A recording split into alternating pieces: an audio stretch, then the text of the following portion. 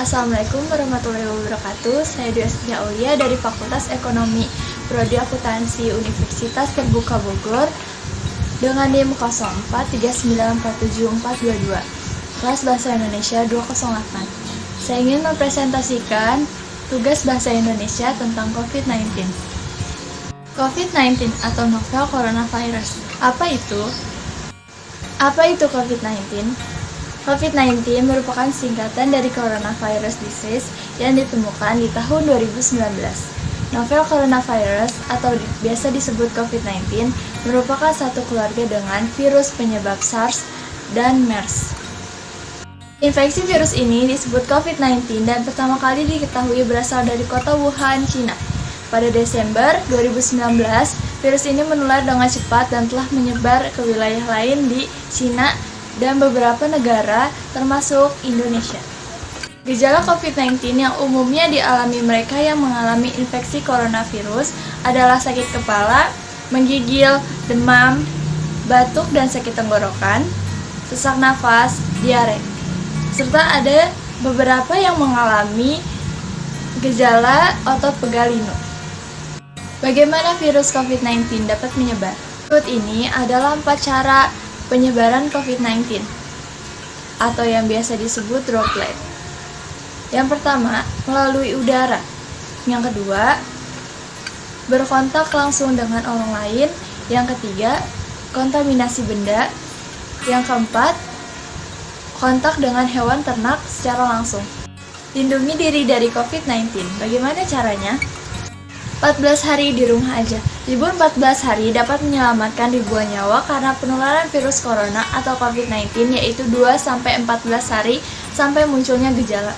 Apabila seseorang menunjukkan gejala, maka penularan akan berhenti sampai di situ karena orang tersebut tidak berkontak langsung dengan orang lain selama 14 hari. Langkah-langkah menghindari COVID-19.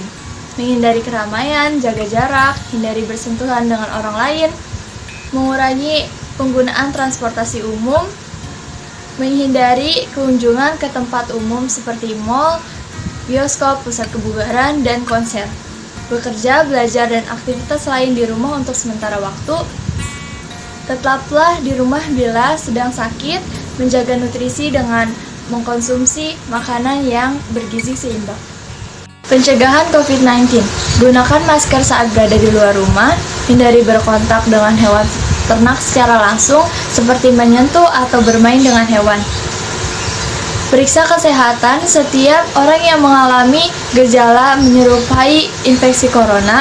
Jangan ragu untuk segera memeriksakan atau berkonsultasi dengan tenaga kesehatan untuk memastikan penyebabnya. Cuci tangan. Rutin mencuci tangan menggunakan sabun di air yang mengalir selama setidaknya 20 detik. Jumlah korban COVID-19, World Health Organization atau WHO mengumumkan angka resmi jumlah korban pandemi COVID-19 selama kurun 2020 sampai 2021. Berdasarkan data lembaga, ada sekitar 14,9 juta orang atau dalam kisaran lebih luas yakni 13,3 sampai 16,6 juta orang meninggal akibat pandemik.